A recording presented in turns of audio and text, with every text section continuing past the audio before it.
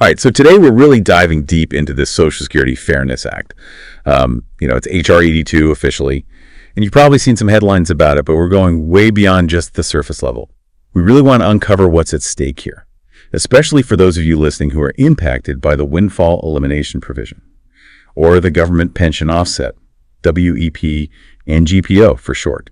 And don't worry, we've got you covered. We're looking at recent articles, updates. We've even got the actual bill text right here. It's really interesting, actually. This whole HR 82 thing has really captured everyone's attention, This isn't just another bill. It's sparked all this debate about fairness, especially for folks who spent their careers in public service. Yeah, it's like everyone's trying to solve this really complex math problem, right? You got these two provisions, the WEP and the GPO, and they can really take a bite out of someone's Social Security benefits if they also have a government pension.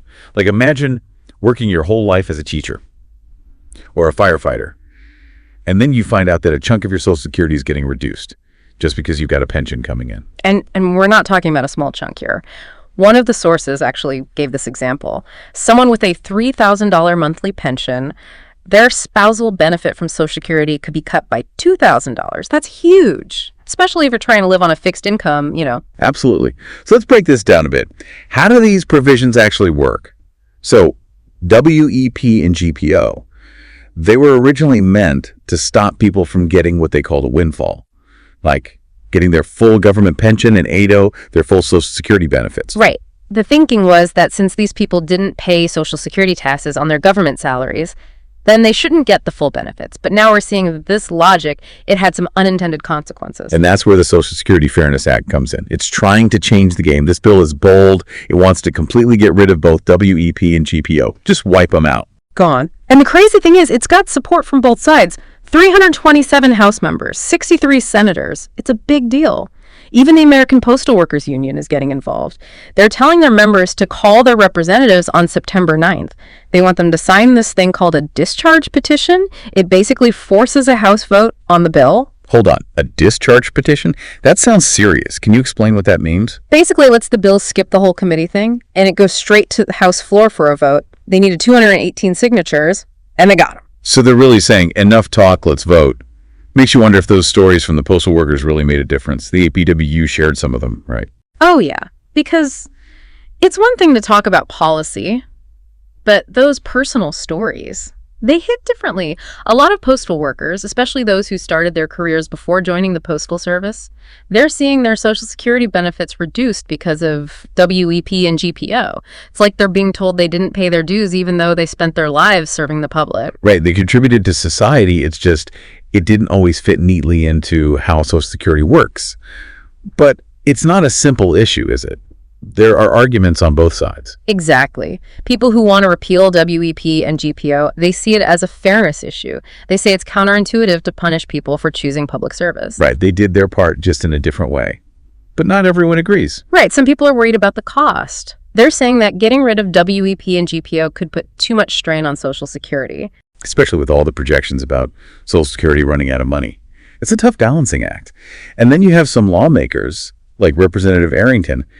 He's suggesting something completely different, like changing the whole WEP formula. We read about it in that article from Government Executive. And that's the thing. This isn't just about numbers and formulas. It's about finding a way to make sure Social Security is still around for future generations, but also making sure it's fair to the people who dedicated their lives to public service. It's like trying to find that perfect balance.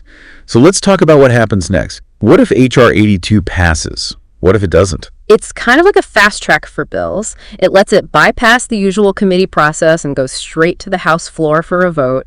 They needed 218 signatures to make it happen, and they got them. Wow, so they're really taking charge, huh? Like you said, it makes you think about those stories from the postal workers, about how these provisions affected them personally. You think those made a difference? Oh, I'm sure they did. It's one thing to talk about policy and numbers, but those real stories really put a face on the issue. Absolutely. The APWU shared some of those stories, right? Didn't you? And it was like you said, it's not a simple issue. There are strong arguments on both sides. Let's dive into those a bit more. Okay, so the people who want to see WEP and GPO gone, they mainly see it as a matter of fairness. They say it just doesn't make sense to punish people for choosing public service careers. Right, so it's like we were talking about earlier. They contributed to society, just not always in a way that fit perfectly into the Social Security system as it is now. Exactly. But then on the other hand, you have the people who are worried about what repealing these provisions would mean for Social Security's finances. They argue that it could put a strain on a system that's already pretty complex, especially with all the concerns about Social Security running out of money in the future. Right, it's like a juggling act, trying to balance all these different factors. Look at that. And then on top of that, we have some lawmakers proposing totally different solutions, like Representative Arrington. He wants to overhaul the entire WEP formula. We read about it in that government executive article. Right, and that highlights something really important about this whole debate. It's not just about numbers and formulas. It's about finding a way to make sure Social Security can still be there for future generations, while also being fair to the people who have spent their lives serving the public. Yeah, finding that balance is crucial. So let's shift gears a bit and talk about what happens next. Like, what are the potential outcomes here? What if H.R. 82 actually passes? What if it doesn't? What could that mean for people? Well, if H.R. 82 actually makes it through, it could be huge for a lot of people, especially the ones who are really feeling the effects of WEP and GPO right now. We're talking about like life-changing increases in their benefits. That means more financial security, especially in retirement when every dollar counts, right? Absolutely. But then there's the other side of the coin. If it fails, those people are stuck with these reduced benefits. And that could create some serious hardship, especially with the cost of living going up and up. It's true. And we have to remember, this isn't just about individual people. This could affect the whole economy. Exactly. Think about it. If those benefits go up, people have more money to spend. That's good for businesses. But if the benefits stay low, it puts more pressure on those safety net programs because more people will be struggling to get by. Right, it's all connected. It makes you realize that Social Security isn't just some abstract thing. It touches everyone's lives. This whole thing with the Social Security Fairness Act, it really brings that home. It forces us to think about the future of Social Security, Right. What it's supposed to be, how it works, and if it's really working for people in today's world. Right, it's like we're really examining the system now, looking for those areas where it could be better. Exactly. So to wrap things up, we've gone through a lot today. We've really dug into the details of this Social Security Fairness Act, the WEP, the GPO, the discharge petition, and we've seen how it could affect real people. But now it's up to all of us to stay informed, stay engaged, and make our voices heard. Because the future of Social Security, it's a conversation we need to have together. So until next time, stay curious and keep asking those tough questions.